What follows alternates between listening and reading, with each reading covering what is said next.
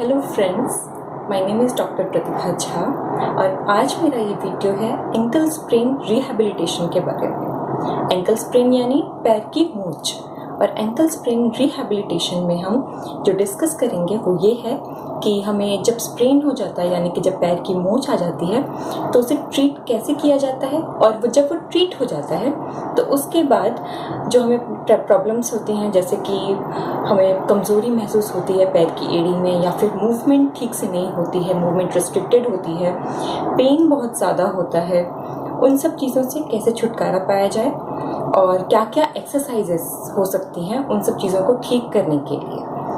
तो आइए स्टार्ट करते हैं आज का वीडियो। एंकल स्प्रेन रिहैबिलिटेशन, जब आपको एंकल तुरंत स्प्रेन होता है, पैर में मोच आती है, तो उस केस में हमारे पास राइस ट्रीटमेंट होती है। राइस ट्रीटमेंट मतलब RICE। First R means rest, आपको अपने पैर को प्रॉपर रेस्ट देना है।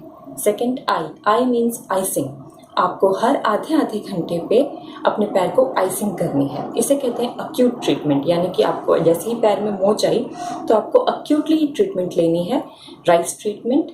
सेकेंड थिंग वाज आइसिंग, आपको हर आधे घंटे में पैर को आइसिंग करती रहनी है, अपनी एड़ी को, और आइस को आपको डायरेक्टली अपने पैर पे नहीं लगाना है, आपको किसी कपड़े में रैप करके उसे फिर अपने एड़ी में जहाँ आपको पेन हो रहा होगा, जहाँ आपको मोच आई है, वहाँ आपको उसे अप्लाई करना है। Third thing is C, compression. जो कंप्रेशन बैंडेज होता है हमारे पास, जो हम नॉर्मली पेन में लगाते हैं अपने पैरों में, कंप्रेशन बैंडेज, उसे हमें अपने पैर के आसपास पूरा अच्छी तरह से रैप कर लेना है। हॉट बैंडेज होता है वो, तो दैट इज़ इम्पॉर्टेंट, थोड़ा सा टाइट वे में। And last one is elevation. Elevation, हमें लेट कर अपने हार्ट के ऊपर अपने पैर को रखना है और एलिवेट करके रखना है। जब भी हम लेटें, क्योंकि आपको रेस्ट लेना है, मैंने पहले ही कहा, हम लेटें तो आपको अपने जिस पैर में आपको मोच आई है, आपको उस पैर को थोड़ा सा एलिवेट करके रखना है। आप चाहें तो अपने पैर के नीचे पिलो लगा लें, सर के नीचे पिलो ना लगाएं, पैर के नीचे पिलो लगा के उसे अपने हार्ट के अबव आपको रेस करके एलिवेट करना है, उससे आपके पैरों को स्वेलिंग नहीं आएगी। तो इन मोस्ट केसेस अगर आपको माइन्यूट स्प्रेन है तो आपको रिलीफ मिल जाएगा, बट इन केस आपको रिलीफ नहीं मिलता है तो you need to go to doctor. आप डॉक्टर के पास जाइए और फिर प्रॉपर ट्रीटमेंट लीजिए। मोस्ट केसेस में 3 दिनों के बाद, डॉक्टर की ट्रीटमेंट के बाद, दवाइयों के बाद हमें रिलीफ मिल जाता है। अगर आपको 3 दिन के बाद भी पेन कंटिन्यू है तो आप सारी एक्सरसाइजेस नहीं कर सकते हैं, आप धीरे धीरे करके कुछ एक्सरसाइज स्टार्ट कर सकते हैं, जो एक्सरसाइजेस मैं आपको अब बताने जा रही हूँ। तो 3 दिन के बाद जब आप एक्सरसाइज स्टार्ट करेंगे तो रिहैबिलिटेशन में हमारे पास 4 टाइप की एक्सरसाइजेस हैं। First one is range of motion exercises. Range of motion exercises होती हैं। Second one is stretching exercises. Third one strengthening exercises, and the last and final one आपकी होती है जिसमें आप अपने पैरों को वेट बियरिंग सिखाते हैं कि आपको पैरों पे आप पूरा वेट ले सकते हैं या नहीं, यानी कि बैलेंस और कोऑर्डिनेशन वाली एक्सरसाइजेस सारी, आपका बॉडी आपके पैरों को बैलेंस कर पाता है या नहीं। फर्स्ट वन हम स्टार्ट करते हैं रेंज ऑफ मोशन एक्सरसाइजेस से। तो जो हमारी फर्स्ट एक्सरसाइज थी range of motion exercise. Range of motion मतलब आपके पैर कितना तक मूव कर सकते हैं, आपकी एड़ी कितनी तक मूव कर सकती है, आउटवर्ड इनवर्ड जा सकती है, ऐसे ऐसे घूम सकती है, कितना मूव कर सकती है आपकी एड़ी। तो फर्स्ट एक्सरसाइज थी range of motion exercises. Range of motion exercises में जो आपकी फर्स्ट एक्सरसाइज है वो है एंकल अल्फाबेट। एंकल अल्फाबेट क्या होता है? एंकल अल्फाबेट ये होता है कि आपको अपने बेड पे या नीचे कहीं भी आराम से बैठ जाना है, पैरों को आगे करके, पैरों को आराम से आगे रख के, और उसके बाद आपको अपने पंजे ऐसे ऐसे हिलाने हैं अच्छी तरह से, दोनों पंजे, या फिर जिस पैर में आपको चोट लगी है या जो भी आपको स्प्रेन हुआ है उस एड़ी को आपको ऐसे ऐसे हिलाना है, और उसकी टो से आपको कोई भी अल्फ़ाबेट हवा में बनाना है। मैं आपको दिखाती हूँ। सिट लाइक दिस, और उसके बाद आपको अपने टो से कोई भी अल्फ़ाबेट O, P या कोई भी ऐसा अल्फ़ाबेट क्लियरली बनाना है, पैरों को ऐसे ऐसे हिलाना है। ये थी आपकी first range of motion exercise. आपकी जो सेकंड एक्सरसाइज होगी रेंज ऑफ मोशन एक्सरसाइज में, वो ये है कि आपको कोई भी टॉवल, कोई भी रुमाल छोटा सा अपने पैरों के नीचे रख लेना है स्टैंडिंग पोजीशन में, और उसके बाद उसको अपने टो से अपनी तरफ खींचना है। जैसे कि मैंने यहाँ पर टॉवल रख लिया, ये मेरे पैर हैं, ये मेरी एड़ी है, और उसके बाद मैंने यहाँ पर नीचे एक टॉवल रख दिया ऐसे बराबर में, और टो से उस टॉवल को मुझे ऐसे करके खींचना है। ये आपको 10 से 15 सेकंड के लिए एक बार करना है, और उसके बाद फिर छोड़ देना है, फिर 10 से 15 सेकंड के लिए करना है और फिर छोड़ देना है। थर्ड एक्सरसाइज जो आपकी होगी वो ये होगी कि आपको किसी भी चेयर पे बैठ जाना है आराम से, और अपने नीज़ को ऐसे ऐसे साइडवेज मूव करना है। एड़ी को ज़्यादा से ज़्यादा हो सके तो वहीं पर रखिए, और उसके बाद अपनी नीज़ को ऐसे ऐसे करके आपको मूव करना है। ये थी आपकी रेंज ऑफ मोशन की एक्सरसाइज। सेकंड, आपको स्टार्टिंग में सिर्फ यही एक्सरसाइज स्टार्ट करनी है फॉर फर्स्ट 3 to 4 days और फर्स्ट 7 days। अगर आपको पेन महसूस नहीं होता है ये सब करने में, तो ही आप आगे की एक्सरसाइजेस कर सकते हैं। अब आपकी आती है सेकंड एक्सरसाइजेस। सेकंड एक्सरसाइज में जो है आपकी स्ट्रेचिंग एक्सरसाइज होती है। स्ट्रेचिंग एक्सरसाइज जो है वो आप कर सकते हैं अपने पैर के पास। अपने पैर को वैसे ही जैसे मैंने फर्स्ट में बताया था आपको, आप पैर को सीधे करके बेड पे लेट जाइए, बेड पे बैठ जाइए एक्चुअली, पैर को सीधे करके, और उसके बाद उसमें एक टॉवल लगा के आप अपने पैर को अपनी तरफ खींचिए।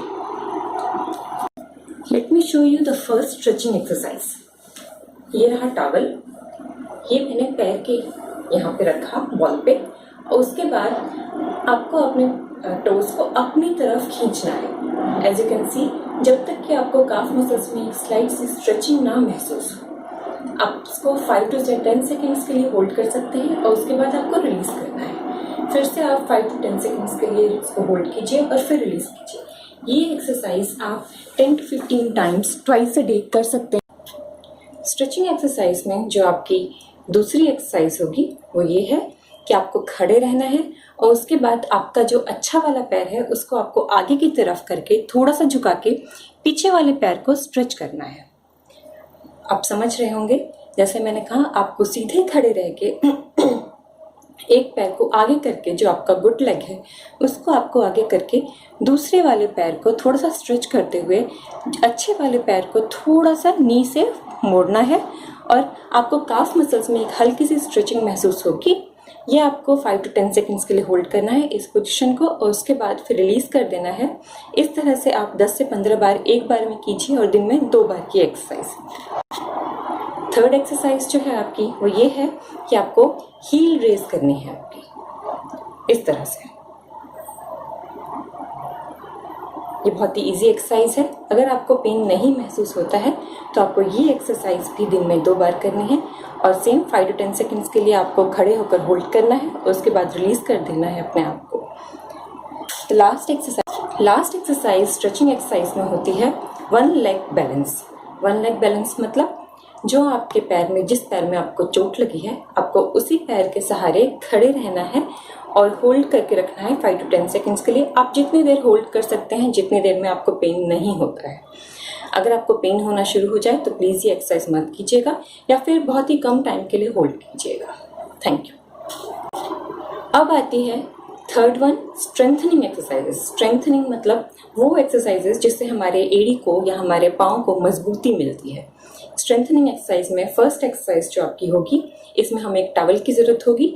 मैं आपको डेमो करके दिखाती हूँ। हम स्टार्ट करते हैं स्ट्रेंथनिंग एक्सरसाइज। इसकी जो फर्स्ट एक्सरसाइज है उसमें हम इस तरह से टॉवल लगा के अपने पैर को, जिस पैर में आपको मोच आई है उस पैर को टॉवल से हम अपनी तरफ खींच रहे हैं। ये रहा। ये एक्सरसाइज ऐसी है कि आप टॉवल को अपनी तरफ खींचेंगे और पैर से आप दूसरी तरफ फोर्स करेंगे। आप समझ रहे होंगे कि मैं क्या कहना चाहती हूँ। मतलब टॉवल मैं अपनी तरफ खींच रही हूँ और पैर को मैं अपने से ऑपोजिट डायरेक्शन में डाल रही हूँ। इस पोजीशन को आपको 5 to 10 सेकेंड्स के लिए होल्ड करना है, और उसके बाद रिलीज कर देना है। आप 10 से 15 बार कर सकते हैं एक बार में, और उसके बाद दिन में 2 बार करनी है ये एक्सरसाइज। मैं आपको दोबारा दिखाती हूँ ये एक्सरसाइज आपको करनी कैसे है। मैं टॉवल से अपने पैर को अपनी तरफ खींच रही हूँ और मेरा पैर ऑपोजिट डायरेक्शन में जा रहा है, यानी मेरे पैर से मैं ऑपोजिट डायरेक्शन में फोर्स लगा रही हूँ। ये रही ये एक्सरसाइज। अब हम चलते हैं अपनी अगली एक्सरसाइज। जिस तरह से हमने अपने पैर को बाहर की तरफ किया, उसी तरह से हमें अपने पैर को आगे की तरफ भी दूसरी एक्सरसाइज में करना है। आगे की तरफ आप कैसे कर सकते हैं? मान लीजिए हमने कोई टॉवल या कोई चीज़ किसी भारी ऑब्जेक्ट से बांध दी पिछली तरफ और अपने पैर की तरफ पीछे की तरफ से उसे अटैच कर दिया। अब वो ऑब्जेक्ट हमारे पैर को आगे की तरफ खींचेगा और हमें अपने पैर को पीछे की तरफ लेके जाना है। कोई भी इलास्टिक बैंड आप इसके लिए यूज़ कर सकते हैं, वो बेस्ट होता है। But in case elastic band अगर आपके पास नहीं है तो ये टॉवल से भी किया जा सकता है। कुछ नहीं है, आप अपने टॉवल को किसी भी भारी ऑब्जेक्ट के साथ पीछे की तरफ बांध दीजिए और अपने टॉवल पे पैर आप डालिए और उसके बाद अपने पैर को पीछे की तरफ लेके जाइए, जबकि वो भारी ऑब्जेक्ट इस तरफ खींचेगा आपके पैर को। ये आपकी सेकंड एक्सरसाइज है। अब या फिर आपके घर में कोई हो अगर, तो आप उसको बोल सकते हैं कि वो आपके पैर को इस तरह से धक्का लगाए और आप बाहर की तरफ करेंगे। इस तरह से धक्का लगाए, आप अपने पैर को बाहर की तरफ करेंगे। सेकेंड, वो आपके पैर को इस तरह से धक्का लगाए, आप अंदर की तरफ लेंगे। वो आपके पैर को इस तरह से धक्का लगाएगा, आप अंदर की तरफ लेंगे। अगर कोई दूसरा आदमी है तो आपको टॉवल की भी ज़रूरत नहीं होगी, आप उसकी हेल्प से सारी एक्सरसाइजेस अपनी कर सकते हैं। एंड इसमें दूसरी एक्सरसाइज जो है वो ये है स्ट्रेंथनिंग एक्सरसाइज में कि आप अपने पैर को इनवर्ट और आउटवर्ड डायरेक्शन में मूव कर सकते हैं। मान लीजिए ये मेरा पैर है, मैं इसको ऐसे और ऐसे मूव कर रही हूँ। इसमें भी स्ट्रेंथनिंग एक दूसरे इंसान की हेल्प से की जा सकती है। जो आपके पास कोई भी हो तो उससे आप ऐसा बोल सकते हैं कि वो आपके पैर को इस तरफ धक्का लगाए, आप इस तरफ लगाइए। वो आपके पैर को इस तरफ धक्का लगाएगा, आप इस तरफ लगाइए। ऑपोजिट डायरेक्शंस में भी यही करना है आपको। And the last exercise for rehabilitation, ankle rehabilitation is, last exercise है आपकी है balance and control. Balance and control कैसे करना है आपको? आपके अपने पैर को, इंजर्ड लेग के ऊपर बॉडी को बैलेंस करना है अच्छी तरह से। तो वो एक्सरसाइज आप इस तरह से स्टार्ट करेंगे। आप अपने इंजर्ड लेग पे अच्छी तरह से एक पैर को उठा के खड़े होने की कोशिश कीजिए। आप अपने इंजर्ड लेग पे कितनी देर खड़े रह सकते हैं वो आप देखिए। स्टार्टिंग में आपको सिर्फ 5 सेकेंड्स के लिए खड़े होना है और 10 गिनती तक खड़े रहना है और दिन में ये 2 बार आप ये एक्सरसाइज कर सकते हैं।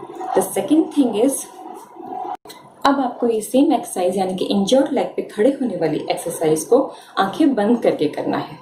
इस तरह से एक पैर पे खड़े रहिए, जिस पैर में आपको चोट लगी है, आंखें बंद करके 5 गिनती गिनिए और उसके बाद फिर अपने आप को रिलीज कर दीजिए। ये एक्सरसाइज भी दिन में 2 बार 10 से 15 बार एक बार में करनी है आपको। थर्ड एक्सरसाइज है जिसमें आपको अपने दोनों पैरों से पिलो पे खड़े होना है।